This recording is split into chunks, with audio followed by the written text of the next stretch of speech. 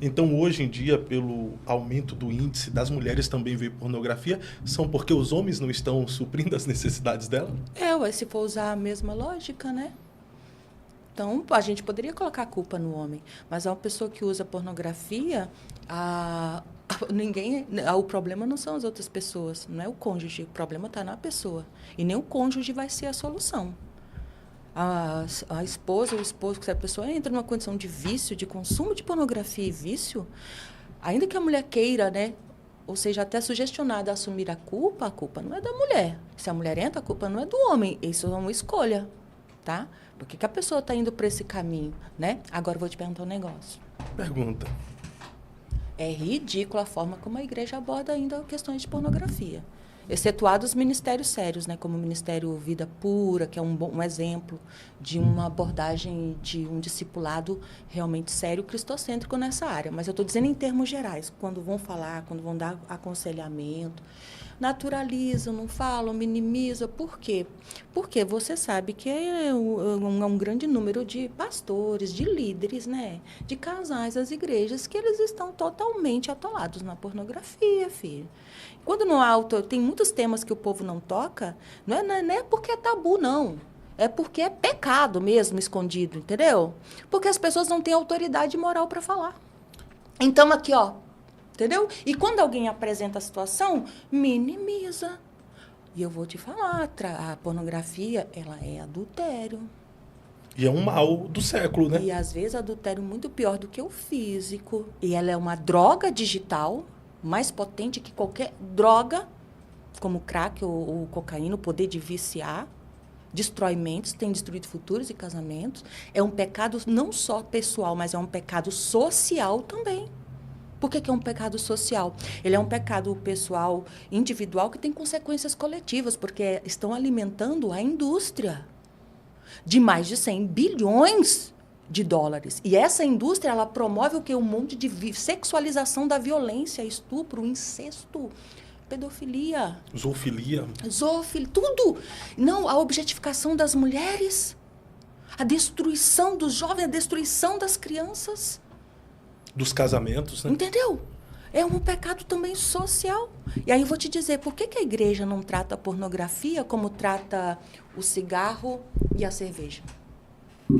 Por quê? Por quê? Porque imagina o seguinte cenário. Dá pra, porque viu não o trata irmão bebendo e fumando. A reação de todo mundo é o quê? Principalmente o pregador, ou a pregadora, ou o pastor. Acabou, irmão. Acabou. Não adianta, as pessoas vão simplesmente, na maioria, né? A maioria das pessoas vão simplesmente dizer, não é crente, é desviado. Agora, se um pastor, um líder, ou um marido, sei que ela fala, pois é, né? Estou afundado na pornografia. Mas não é capaz de falar que, às vezes, a pornografia que está vendo. A pornografia que está levando até para a cama de pedir para a esposa fazer de conta que você é minha filhinha. Sabia que tem isso, né? Tem. A pornografia que leva para a cama e fala para a esposa entrar em fantasias e fingir que é o pastor que está chegando em casa na hora que o marido... eu atendo esses casos. Mas eu nunca vi os sujeitos que consomem essas atrocidades, tá? Obrigam alguns as esposas a verem. Outros obrigam as esposas a encenarem a pornografia, o que eles veem. Outros obrigam as esposas e tentam, e elas fragilizadas acabam cedendo em algum sentido, mas eu ensino, aceitar a pornografia é tão pecaminoso quanto usar. Então, é necessário que as esposas também se despertem para esse sentido. Mas eu entendo que muitas, pela manipulação e achar que é obrigação delas agradar, como também é ensinado a homens, até dentro da igreja, que a mulher é obrigada a agradar. E algumas têm umas ideinhas meio fracas, né? E elas acham que elas precisam fazer isto para salvar ou manter o casamento. Mas, essas fantasias são levadas. Mas às vezes parte da mulher também é fantasia, né? As mulheres também têm um senso de fantasia, né? Tá, mas falando do caso dos homens, primeiro. Eu nunca vi ser disciplinado. Às vezes porque não confessa, né? Por causa da pornografia? Muito, e ainda é dito... Aí, coitado, então, meu irmão, pois é, meu irmão, agora vigia, minha irmã, você tem que entender, entendeu? Imagina se a igreja tratasse a pornografia, só que o mal que a pornografia faz é muito pior do que o da cerveja, do cigarro. A destruição para a mulher, a destruição para esse homem, a destruição para os filhos, a destruição para outras mulheres. A manutenção de uma cultura pedofílica, uma cultura de estupro, é mantida por essa indústria também violenta. De divórcio, olha quantos divórcios! Mas isso daí é minimizado, banalizado. Não, agora, eu não vou deixar de ter compaixão e misericórdia com quem está enfrentando um vício nessa casa. Não tem tratamento, né? Buscar o tratamento, buscar, não vou também condenar a pessoa, não. Tem solução, gente, mas não vamos minimizar e banalizar. Não amenizando o vício no cigarro, na cerveja ou até nas jogatinas, sim, mas a pornografia, o vício na pornografia é tão destruidor quanto, né? Ou até pior. Ou até pior porque é um vício que as pessoas têm dificuldade de expor. O cara que é viciado em cigarro, ele mostra que é viciado em cigarro.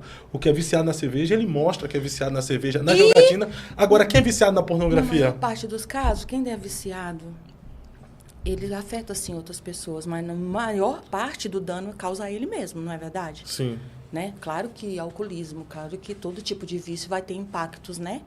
Coletivos, assim, vai ter impactos na família, nas pessoas. Mas a maior, talvez os danos maiores é de quem está usando. Agora, a pornografia, o dano maior ainda é para os outros, é para o filho, é para o casamento, é para o ministério, é para a sociedade em geral. Já parou para pensar quanta violência?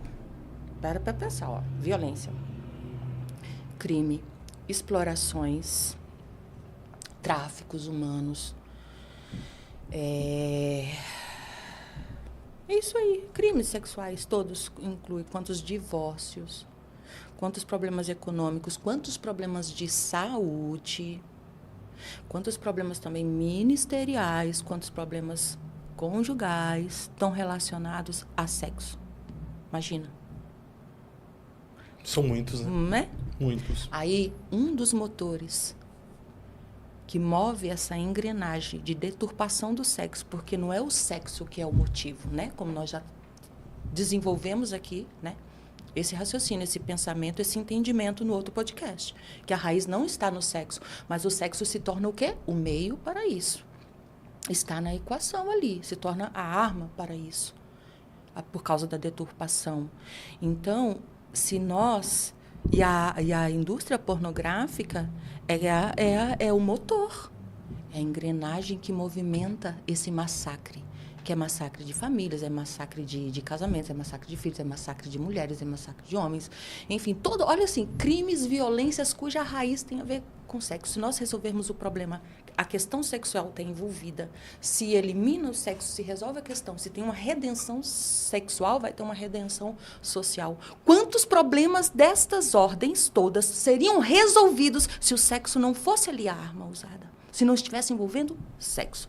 Por isso, quando a igreja cala sobre sexo, por isso, quando a família cala, os pais calam, nós nos calamos, nós não estamos apenas sendo omissos, nós estamos sendo cúmplices do mal. Né? Principalmente no que se refere à pornografia. Mas nós então, estamos numa sociedade... precisa ter mais ensino, esse assunto precisa ser abordado nas igrejas. Os casais que enfrentam esses problemas, não vamos também que hoje, gente, isso aqui é uma palavra aqui de uma condenação, de, sabe, assim, de rejeição às pessoas, não. Né? Nós estamos rejeitando o pecado aqui. Tem que buscar, tem solução. Mas muitas pessoas nem vão falar, nem entender a gravidade, se não tiver um ensino. Mas essa sociedade nos leva a isso. Leva as famílias a isso. A sociedade é pornificada, a cultura é erotizada. As famílias já crescem diante da televisão, levando as pessoas a uma vida sexualizada, erotizada. Né? A sensualidade está exposta em tudo quanto é lugar. Quando se falava em vício, em pornografia antigamente, os homens levantavam a bandeira de campeão nisso, mas hoje já não é essa a realidade. As mulheres também não perdem para os homens na questão do vício da pornografia. Não. E as mulheres... na verdade, ainda é um contingente menor, mas está aumentando. Mas as mulheres hoje, elas se expõem mais dizendo que é viciada em pornografia do que o próprio homem, entendeu? Porque a mulher, geralmente, ela é mais aberta, né?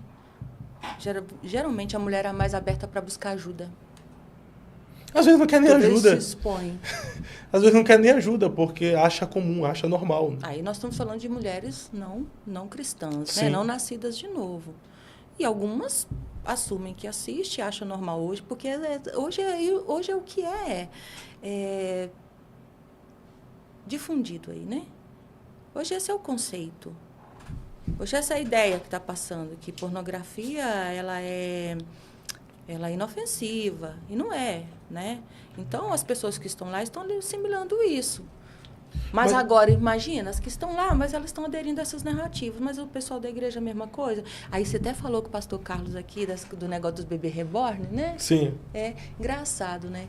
O povo crente está fazendo um auê com isso daí, mas, enquanto isso, tem pastores e tem crentes, irmão, cada vez mais naturalizando o quê? Os acessórios, ué. Os pênis reborn. Os consolos. As vulvas reborn. Por que consolo, né? Os vibradores. Eu acho que alguém aí vai ficar bravo se eu falar de vibrador. Consolo? Mas o vibrador... Eu não tenho a mínima ideia. É porque não tem de verdade... Agora eu sou cancelada. Aí tem o de borracha que serve como consolo aí só. Demorou pra soltar mais uma pérola. Misericórdia. Mas estão naturalizando o consolo, vibradores na igreja? É, porque existe muito hoje o ideário, né? Como eu disse, essa pornografia ela é internalizada, né? Então, não tem o erotismo bíblico, tem muito mais um ideal pornográfico mesmo. Por isso que vai para o performático, para as coisas artificiais, né? Então, nós vamos ter padrões, assim, né? Muito pornográficos, as pessoas que gostam de ser xingadas e defendem isso, que gostam de tapas, que gostam de estar sempre colocando um elemento que despersonaliza, algo artificial. E é um problema, a questão não é só se é pecado ou não é pecado propriamente dito, mas os vibradores, eles estão cumprindo a função de quem? Se existe ali um marido com 2 braços, né, com uma boca, se existe 2 corpos inteiros ali completos, ela também tem. Por que precisa? Já me preocupo. Que função ele está cumprindo? E outra coisa, pode lesionar. O clitóris é muito sensível. Então, o marido incentiva a esposa a usar porque ele é um preguiçoso. E a esposa também é uma preguiçosa. Essa relação deve estar muito complicadinha. Agora, a pessoa vicia. Então, o vibrador, ele vicia. Vai precisar cada vez mais uma potência maior, um estímulo maior. Vai dessensibilizando com o tempo. E tem profissionais dizendo que é possível que daqui a uns 10 anos tenha aí uma safra de mulheres com anorgasmia, com seus clitóris dessensibilizados, que não vão mais conseguir ter prazer. Por quê? Porque o vício faz isso.